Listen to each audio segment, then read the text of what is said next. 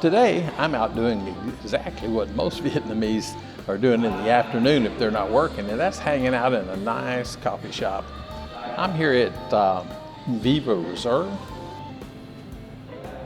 which is a super nice place. It's got a huge air-conditioned indoor area and a nice patio outside.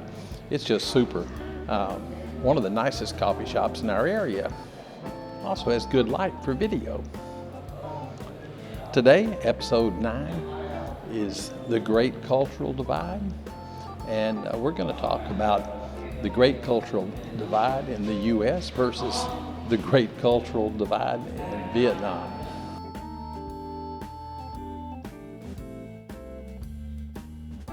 Well, what exactly is the Great Cultural Divide? Well, it's just the differences in people, differences how they act, how they behave, how they get along. Their politics, their religion, sex, all kinds of things. Some countries are really homogenous, like Vietnam, where all the people here are Vietnamese mostly. Not many foreigners, not many people that cultural background isn't part of this country. In the U.S., we have a very different society.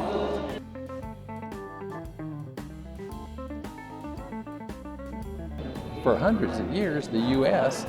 has been an immigrant society. Well, actually, since the very beginning, it's been an immigrant society. And that continues until today.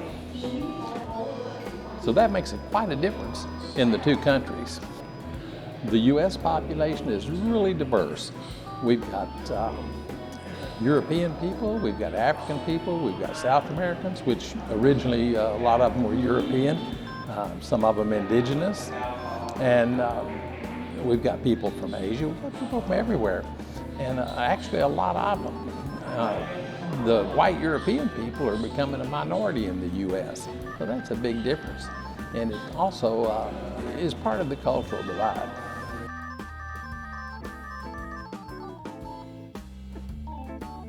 There's lots of different types of cultural division, and it doesn't all have to be based on race or ethnic origins or anything like that. It can be all kinds of things. It can be young versus old. In the U.S., old people aren't really treated that well. They're put away in old folks' homes as quickly as they can be by their children, and overall they don't get a lot of respect. In the Asian countries where I live, like Vietnam, older people are treated really well, and they live with their families, and they're taken care of by their families, and they're respected by their families. Another way people are divided is in what I call the elite versus the working class. The elite being the highly educated or the successful business people, and the working class being people like me that just work for a living all my life. And all these people here in Vietnam, there's a lot of working class people here, and not as many elite as you would think. In the U.S., there's a lot more of what we'd call elite, and it can be the intellectual elite, it can be the business elite, it can be the professional elite, lots of different things. So we have division there, cultural division, but it's cultural division based on education, money, intellect, things like that. And of course, we get to the good stuff, political division. In Vietnam, we've got one-party government, so there's really not much to say about political division. There are some dissidents and things around. A lot of them came from the U.S., and as a result of the war that happened, a lot of them are angry about that, and they formed dissident organizations to try to overthrow the Vietnamese government. We see some of that activity, but actually we don't see a lot, because overall, people here are pretty happy with their government. Another thing that is pretty common is liberal versus conservative. I used to know what a conservative was in government. Now I'm not so sure. I'm not sure what motivates the people in government anymore. The liberals in government, they want the things that the conservatives used to want. The conservatives want the things the liberals want in the old days. So I don't know. It's just another cultural divide, and it's a pretty bad one. In the U.S., it's gotten violent. Another cultural divide that we see is race. In Vietnam, you don't have much of that racial divide because everyone's the same race. The only people that aren't are the tourists or the people that come here to work, things like that. They really don't create a divide because the Vietnamese are pretty open about other people's races. You just don't see racism here like they say exists in the U.S. As a matter of fact, I never saw racism like they say exists in the U.S. But I guess it's so. It seems like to me that most of that type of activity started like in the Bush and Obama administration. Before that, I lived in the U.S. for years and just never had any issues with racism. And it's not because I was avoiding other races. So that's a phenomenon, I guess you'd say, that has been a recent occurrence. One of the big ones, cultural divide, is male versus female. We have the feminists and we have people that have more traditional cultural concepts of relationships between men and women. In my previous video about LGBTQ, we talked a little bit about that community. And that group is trying to integrate itself into the male versus female part of our culture, which is kind of odd. People say you can identify as one gender or another, but basically you can kind of look down and tell what gender you are, unless you've had surgery. So there is a divide there.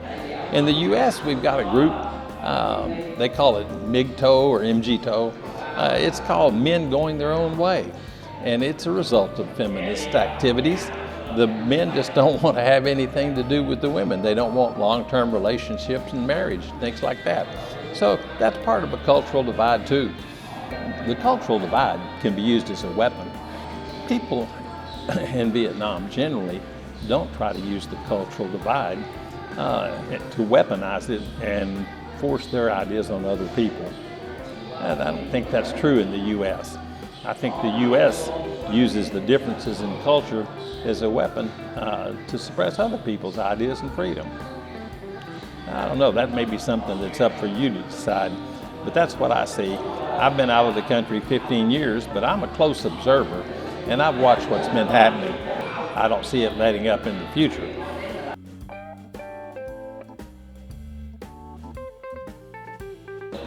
One example is like the tech giants in the U.S. They think their opinion is so valuable that they can influence elections and influence what people think by censorship and by canceling people, things like that. I'm not sure that that's a good thing, and you just don't see it here in Vietnam. The wealthy people aren't trying to impose their ideas on the regular people, the working class. So from that standpoint, I think Vietnam's way ahead of the U.S. in the way the people treat each other. They just don't have the type of cultural divide and the bitterness that we see in the U.S. Yeah, I think a lot of the reason that things are like they are is it's a relatively young population here, and the government here is a one-party government, so you don't have the division in the government. That just doesn't exist. So much of the cultural division here would probably be in the family, where somebody in the family has a certain idea about something and the rest of the family doesn't like it. Like if the son turns out to be gay, or the daughter doesn't want to go to college and the family wants her to go to college. Those are the kind of cultural divides that I see mostly around here. Of course, I'm not exactly high up on the totem pole here either, so I don't know what goes on at the top. The roles here for men and women are different than they are in the U.S. In the U.S., where you've got the MGTOW guys, men going their own way and all that, that's a result of a cultural division. The women want to be equal, but they want the guys to pick up the check when they go out on a date. So the guys, a lot of them aren't putting up with it. You can tell that people aren't exactly happy in the U.S. with the incredible divorce rate that they have and the length of the marriages that, are really short and the divorces are frequent. I don't know. It looks like to me that as far as cultural division, that the U.S. has a lot of it. It looks like to me that Vietnam doesn't have a lot of it. But I'm going to leave that up to you to decide. I'm just going to tell you what I think. If you enjoyed this video, I hope you'll consider subscribing to the channel and hit that notification bell so you won't miss any more of our Freedom Series or other videos that we're making. This is JR, the expat in Saigon, saying thank y'all for watching.